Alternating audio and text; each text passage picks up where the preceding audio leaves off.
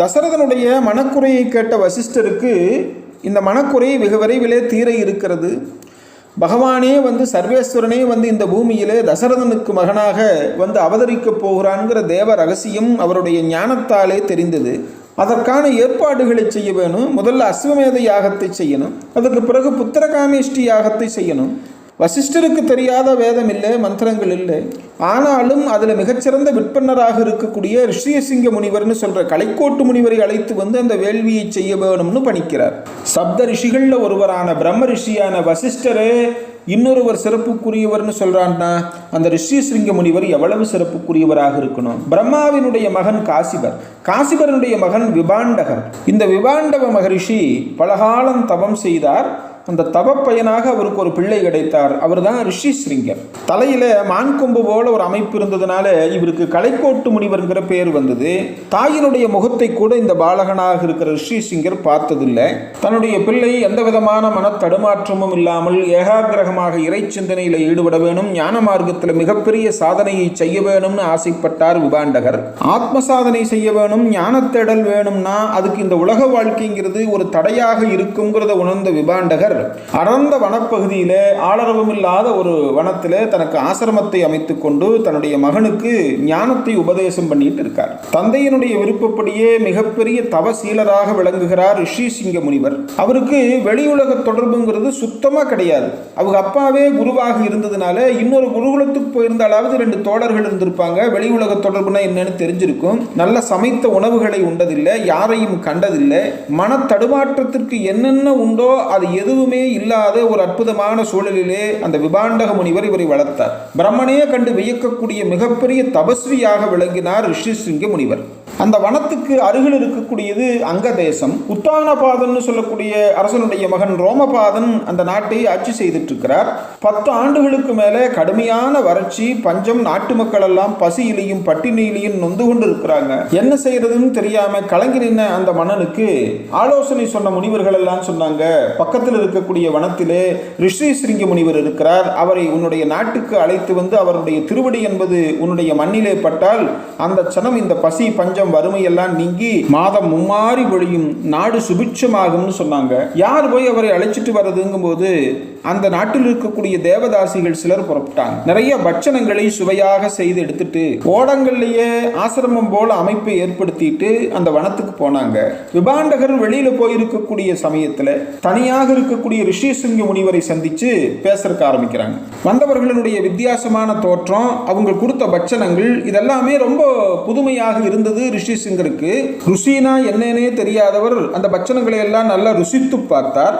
வந்தவங்க அவங்க அப்பா விபாண்டகர் வர்றதுக்கு முன்னாடி இவர் எப்படியாவது அழைச்சிட்டு போயிடணும், அதனால் நீங்களும் உங்களுடைய ஆசிரமத்துக்கு வர வேணும்னு சொல்லி அவரை அழைச்சிட்டு வர்றாங்க. படகிலே இருக்கக்கூடிய ஆசிரமத்துக்கு அவரை வரவழைச்சாங்க. படகு மெல்ல நகர்ந்து அங்க தேசத்துக்கு சேர்ந்தது. அங்க தேசத்திலே ரிஷிசிங்க முனிவர் தன்னுடைய திருவடியை வைத்தார். அதுவரை 10 ஆண்டு காலம் வறட்சியிலும் வறுமையிலும் இருந்த அந்த அங்க தேசம் என்பது மாதம் மும்மாறி பொழியக்கூடிய மிக செழிப்பான தேசமாக மாறியது. தான் ஏமாற்றப்பட்டங்கிறது தெரிஞ்ச ரிஷிசிங்க முனிவருக்கு கோபம் வந்தது. அந்த நாட்டினுடைய மன்னன் ரோமபாதன் பணிந்து வணங்கி இந்த பஞ்சம் போக்க வேண்டும், இத்தனை மக்களினுடைய பட்டினியை போக்க வேணும்னு தான் இந்த பெருந்தவறை செய்த சுவாமி, என்னை நீங்க மன்னிக்கணும்னு வேண்டி இதற்கு பிராயச்சித்தமாக நான் என்னுடைய மகளையே உங்களுக்கு மனமுடித்து தருகிறேன்னு சொன்னா சாந்தை என்கின்ற பெண்ணை ரோமபாதர் மனமுடித்து அந்த அங்க தேசத்திலேயே வாழ்கிறார். இந்த இடத்துல ஒரு கர்ண பரம்பரை கதை ஒன்று உண்டு. சாந்தைன்னு சொல்லக்கூடிய இந்த பெண்ணானவள் தசரதனுடைய மகள். அவள் பிறந்தபோது அங்கஹீனமாக இருந்ததுனாலே பார்த்த பெரியவர்கள் எல்லாம் இந்த குழந்தையை நீ ஸ்வீகாரம் கொடுத்தால் அவளுடைய அங்கஹீனங்கிறது மாறும்னு சொன்னாங்க. அதனால தசரதன் இந்த ரோமபாதனுக்கு தன்னுடைய பிள்ளையை ஸ்வீகாரமாக கொடுத்தான். ரோமபாதனுக்கு அந்த சாந்தை வளர்ப்பு மகளான பிறகு அவளுடைய உடல் ஊனங்கள் எல்லாம் மாறி அழகே வடிவான பெண்மணியாக மாறினான். அப்படி பார்க்கும்போது தன்னுடைய மகளான சாந்தையினுடைய கணவர் அப்படிங்கிற அடிப்படையில் இந்த ரிஷிசிங்க முனிவர்னு சொல்ற கலைக்கோட்டு முனிவர் தசரதனுக்கும் மருமகனாகிறார். அந்த ரிஷிசிங்க முனிவரை அழைத்து அற்புதமான வேள்வியை செய்கிறார் தசரத மன்னன். அந்த வேள்வியிலிருந்து கிடைத்த அமுதத்தை 3 பட்ட மகிழ்ச்சிகளுக்கும் பகிர்ந்து கொடுத்தான். அந்த தாய்மார்களினுடைய மணிவயிறு வாய்க்கப்பட்டது. கோசலை வயிற்றில் திருமால் மண்ணுபுகள் கோசலைதன் மணிவயிறு வாய்த்தவன் என்பார் குலசேகர பெருமாள். எப்பேற்பட்ட பேறு பெற்றவள் கோசலை! இறைவனே, ஸ்ரீமன் நாராயணனே, உயர்வர உயர்நலம் உடையவனே, அயர் வரும் அமரர்கள் அதிபதியே, ஒரு குழந்தையாக கருவயிற்றிருக்கிறான் இந்த கோசலையினுடைய மணிவயிற்றில். ஒரு புண்ணியமான சித்திரை மாதத்தில் புனர்பூச நட்சத்திரத்தில் நவமி திதியிலே கட்கடக லக்னத்திலே எம்பெருமான் திரு அவதாரம் செய்கிறான். ஒரு பகல் உலகலாம் உதிரத்தில் பொதித்து அருமறைக்கு உணர்வரும் அவனை அஞ்சன கருமுகில் கொழுந்து எழில் காட்டும் ஜோதியை திருவுறப் பயந்தனல் திறம்கொள் கோசலை. அடுத்து கைகேயி பூசமும் மீனமும் பொழிய நல்கினால் மாசரு கேகையின் மாது மைந்தனைன்னு சொல்லி அற்புதமாக பரதாழ்வான் அவதாரம் செய்கிறார் பூச நட்சத்திரத்தில். அடுத்து சுமித்திரை மடங்களும் மகமுமே வாழ்வில் ஓங்கிட விடம் கிளர் விழியினால் மீட்டும் ஈந்தனல்னு சொல்லி லக்ஷ்மண பெருமாள் ஆயில்ய நட்சத்திரத்திலையும் சத்ருகணன் மக நட்சத்திரத்திலையும் அவதாரம் செய்கிறாங்க. தசரதனுக்கு சொல்ல முடியாத பேரானந்தம். ஓங்கி வளர்ந்திருக்கக்கூடிய சூரிய குலம் நாராயணன், நாராயணனுடைய மகன் பிரம்மா, பிரம்மாவனுடைய மகன் சூரியன், அவனுடைய மகன் மனு, இச்சுவாகு, ருசி, வருசி, மானன், அனரண்யன், சகரன், பிருகு, திரிசங்கு, அரிச்சந்திரன், கொண்டுமாறன், இவன்யாஸ்வன், மாந்தாதா, சுவந்தி, துர்விசந்தி, அஜிதன், அசமஞ்சன், அம்சுமான், திலீபன், பகீரதன், காகுஸ்தன், ரகு, பிரதிவிந்தன், சங்கன், சுதர்சனன், அக்னிவானன், மரு, பிரிதிசுரன், அம்பரீசன், அஜன்.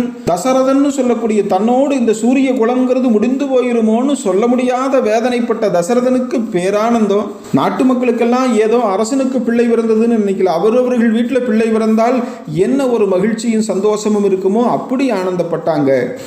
தசரதன் ஏராளமான தான தர்மங்களை செய்து வரிகளையெல்லாம் பல ஆண்டுகளுக்கு ரத்து செய்து கருவூலத்தை பல நாட்கள் திறந்து வைக்க சொல்லி வேண்டுவோர் வேண்டுவதையெல்லாம் எடுத்துச் செல்லலாம்னு சொன்னான். ஆனந்த கடலிலே திளைத்தது அயோத்தி.